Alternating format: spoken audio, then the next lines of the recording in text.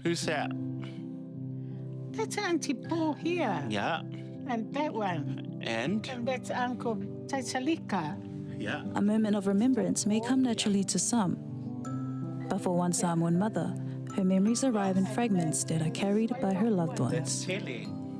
My name is Mutalau Unoi. And how old are you? I'm a lot older than now. You want to have a guess? You want to have a guess? You are 70?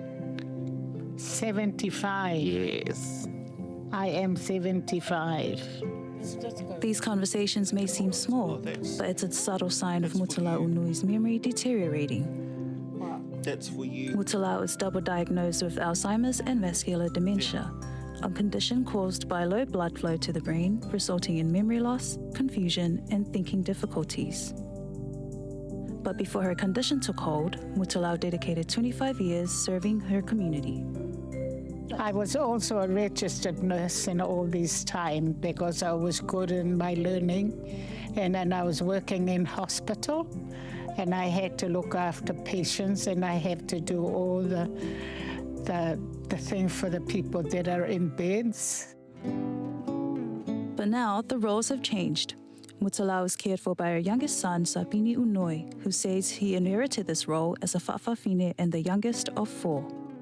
It's almost like this quiet expectation that because of who I am and not having kids and, obviously not going down to the traditional route of having a relationship with, I guess, a woman, that unfortunately my experience has led me to believe that people are happy for us to decorate the table, but usually they're not happy for us to have a place at that table to have some sort of say or decision.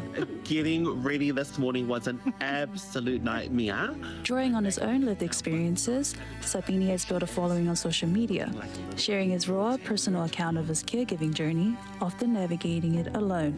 Today's been a really hard day emotionally. My mum kept asking for my older brother over and over and over. He's coming soon. Huh? He's coming soon. For Sapini, much of this comes back to the lack of early conversations around care and responsibility. I think we, as in particular Samoans, wait for a crisis to reach.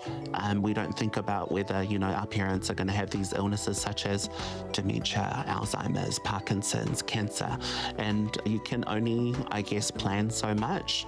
But being able to ask someone just out of pure, I guess, courtesy, are you okay to take on that role if you are the one that has put up your hand? It has quite a deep meaning for someone in a role like mine, being acknowledged to be asked if it's okay. And are you okay right now? At the moment now that's beneath. I think I've realized that I don't think I'll ever be okay. And so I guess as hard as it is, just remind myself that this is temporary. Right. You're right. What's wrong? It's okay. Yeah, that one day. Just be strong.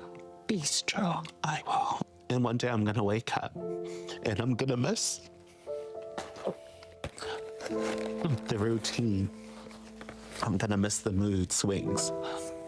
And so reminding myself that every day, although it's difficult, it does help me kind of get by. And also having social media, utilizing social media and talking to myself on a screen, but also just reading other people's experiences of their journeys, being able to see them through the screen really helps as well. Through sharing his journey online, Sapini found others facing the same struggles. While receiving a supported living payment, the financial strain still adds pressure. This echoes the recent findings of Dr. Etuini Ma'u, which shows dementia risk is linked closer to deprivation than ethnicity. Our parents are hard workers, and the deprivation of finances because they're having to work 3 to 4 jobs and constantly have no sleep.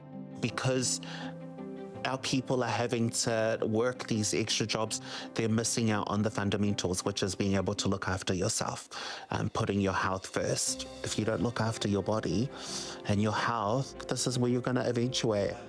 With limited support available for carers, Sabini has been instrumental in establishing Le Malanga Incorporated, a support group to help bridge the gaps in the caregiving journey. We're not clinically trained. None of us have taken courses on, dementia or Alzheimer's specifics. We are bonded by our lived experience. And so a lot of our support that we offer is practical and emotional support. But excitingly enough, we are in the phase where we are putting proposals out and we are asking for the clinical needs that our carers want and need, but also just deserve as well. But beyond the initiatives and wider support, there's still a personal weight to shoulder.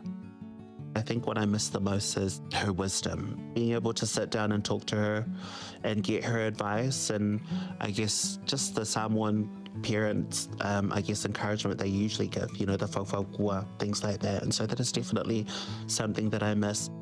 But these moments of loss are framed by moments of reconnection. Early in the year, the pair visited Samoa, where Sapini noticed a soft return in his mother's presence. There's no mistake as to why they say there's no place like home. I believe her soul felt it. And so she was eating without prompting. She was sleeping with minimal me trying to prompt her. One distinct memory was remembering her late husband. Who's that man? That's my husband. Yeah, but what's his name? Missy Weta. Yeah. Due to her dementia, Mutalau cannot recall their trip to Samoa. But for Sapini, the thought of them moving back home lingers. It would be silly to ignore what I had seen and witnessed on that trip. And so if it means longevity, if it means peace of mind, I will do it. But I'm not ready yet. For Sapini, caregiving is a selfless act of love and tautua, but it's one that comes at a cost. I think the most important is that there's no right or wrong way to go about this journey. There's no manual.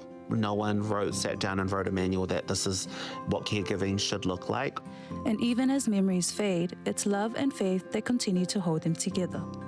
And God is good all the time. All the time, God is good.